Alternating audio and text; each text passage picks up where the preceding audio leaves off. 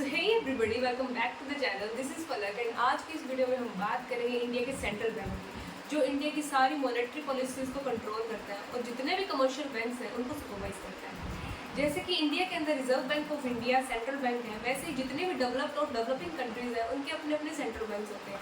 जैसे कि यूएस का है फेडरल रिजर्व सिस्टम और यूके का है इंग्लैंड बैंक ऑफ इंग्लैंड।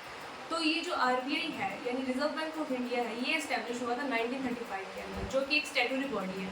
अगर इसके स्ट्रक्चर की बात करें तो इसके अंदर 21 मेंबर्स हैं, जिसमें से कि एक गवर्नर होता है, 4 डिप्यूटी गवर्नर्स होते हैं और बाकी जो है मेंबर्स ये गवर्नमेंट द्वारा अपॉइंट किए जाते हैं। अब आरबीआई जो है ये बहुत सारे फंक्शंस परफॉर्म करता है हमारी कंट्री के अंदर। जैसे कि इसके पास सोल अथॉरिटी है करेंसी को इशू करने की, ये बैंक्स को सुपरवाइज करता है, ये गवर्नमेंट के लिए एक एजेंट की तरह काम करता है, मनी सप्लाई को कंट्रोल करता है, जितने भी इन्फ्लेशन और डिफ्लेशन की अगर सिचुएशन होती है उनको हैंडल करता है। तो इन फंक्शन के बारे में हम वन बाय वन जानेंगे इस वीडियो के अंदर। तो आरबीआई का सबसे पहला फंक्शन है करेंसी अथॉरिटी। आरबीआई एक एपेक्स बॉडी है जो कि करेंसी इशू करती है और इसके पास सोल अथॉरिटी है करेंसी इशू करने की। लेकिन 1 रुपये नोट और जो कॉइन्स है वो मिनिस्ट्री ऑफ फाइनेंस के द्वारा इशू किए जाते हैं। अब इसके पास सोल अथॉरिटी होने के कारण इसके बहुत सारे बेनिफिट्स हैं, यानी कि इसकी वजह से एक यूनिफॉर्मिटी मेंटेन रहती है करेंसी की, एक पब्लिक को फेथ बना रहता है। एंड अगर सेकंड इसके फंक्शन की बात करें तो ये बैंक्स को सुपरवाइज करता है। अब इंडिया के अंदर बहुत सारे कमर्शियल बैंक्स हैं, जैसे कि पीएनबी, एसबीआई, यूको बैंक, तो इनको सुपरवाइज करने के लिए कोई तो बॉडी चाहिए। तो आरबीआई जो है वो कई तरीक़ों से कमर्शियल बैंक्स को सुपरवाइज करता है। जो आरबीआई और कमर्शियल बैंक का जो रिलेशनशिप है वो सेम है कमर्शियल बैंक का जैसे हमारे साथ है, यानी पब्लिक के साथ है। अब आरबीआई जो है वो कस्टोडियन है कैश रिजर्व्स का कमर्शियल बैंक्स के, यानी जो कमर्शियल बैंक्स है उनके पास जितना भी उनके पास डिपॉजिट है उनको उसका कुछ जो परसेंटेज है वो आरबीआई के अंदर डिपॉजिट रखना पड़ता है, जिसको बोलते हैं लीगल रिजर्व रेशियो। इसके सेकंड फंक्शन की अगर बात करें तो ये एक्ट करता है as a lender of last resort to the commercial banks. अगर कमर्शियल बैंक्स अपनी जितने भी फाइनेंशियल रिक्वायरमेंट्स है वो फुलफिल ना कर सके तो लास्ट एट द एंड उनके पास एक ही चांस होता है कि वो आरबीआई से लोन ले और जितनी भी उनकी रिक्वायरमेंट्स है वो फुलफिल कर सके।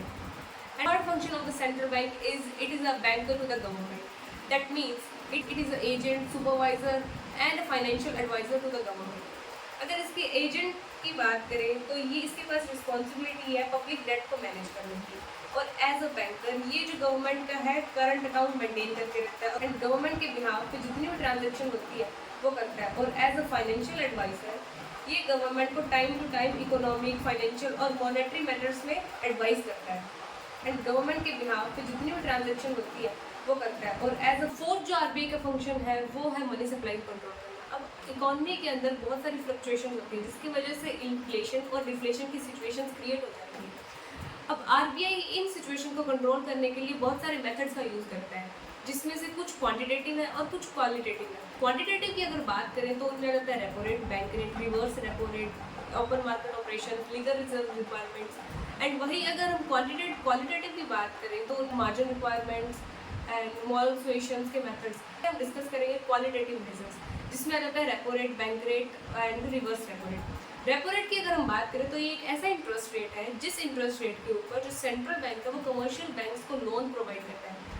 अगर सेंट्रल बैंक की रेपो रेट बढ़ा दें तो जो कमर्शियल बैंक्स के लिए जो लोन लेने की जो कॉस्ट होगी वो ज़्यादा होगी एंड अल्टीमेटली ये जो जनरल पब्लिक को फिर लोन देंगे वो भी महंगा होगा। जो पब्लिक है ज़्यादा इंटरेस्ट रेट होने की वजह से लोन नहीं लेगी एंड अल्टीमेटली जो मार्केट के अंदर मनी सप्लाई है वो कंट्रोल हो जाएगी। अगर इसके रिवर्स की बात करें यानी रेपो रेट को घटा दें तो जो लोन्स हैं वो सस्ते होंगे कमर्शियल बैंक्स को और फिर कमर्शियल बैंक जो है पब्लिक को लोन सस्ते में देगी एंड इसी की वजह से जो मनी सप्लाई है वो मार्केट में बढ़ जाएगी।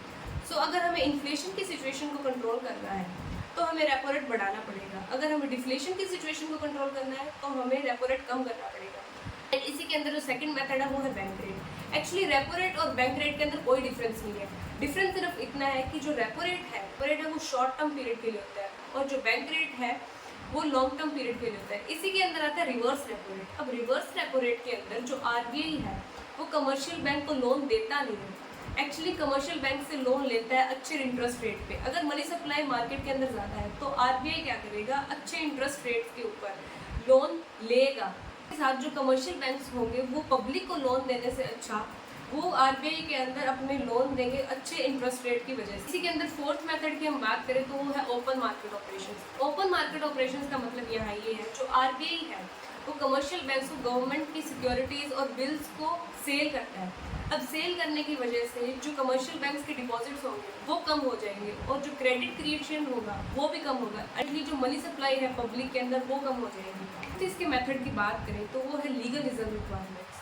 अब लीगल रिजर्व रिक्वायरमेंट्स का मतलब ये है, जो कमर्शियल बैंक्स हैं उनके लिए मैंडेटरी है कि जितने भी उनके पास डिपॉजिट है उसका कुछ परसेंट वो आरबीआई के अंदर अपना डिपॉजिट रखें।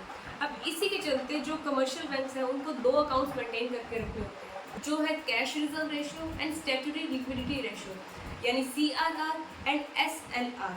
अगर कैश रिजर्व रेशियो का मतलब ये है कि जो कमर्शियल बैंक्स हैं उनके पास जितना भी डिपॉजिट है उसमें से कुछ परसेंट उनको सेंट्रल बैंक के अंदर डिपॉजिट रखना होता है। अगर इन्फ्लेशन की सिचुएशन है यानी मनी सप्लाई मार्केट के अंदर ज़्यादा है तो ये जो कैश रिजर्व रेशियो है इसका परसेंटेज आरबीआई बढ़ा देता है, सो दैट जो डिपॉजिट है कमर्शियल बैंक्स का वो ज़्यादा आरबीआई के पास रह सके और जो क्रेडिट क्रिएशन है वो कम हो सके।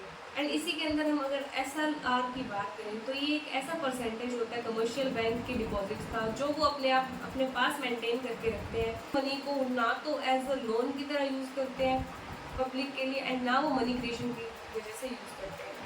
तो नेक्स्ट अब हम बात करते हैं क्वालिटेटिव मेजर्स की। क्वालिटेटिव मेजर्स के बारे में जैसे कि हमने जाना, जो सेंट्रल बैंक है मोरल सॉल्यूशंस और मार्जिन रिक्वायरमेंट्स के मेथड्स को यूज़ करता है मनी सप्लाई को कंट्रोल करने के लिए।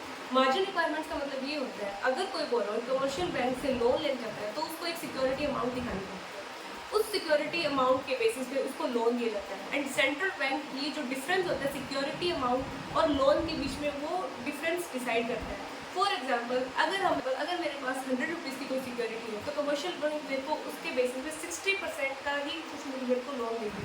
मार्जिन होगा वो 40% होगा, सेंट्रल बैंक द्वारा डिसाइड किया जाएगा।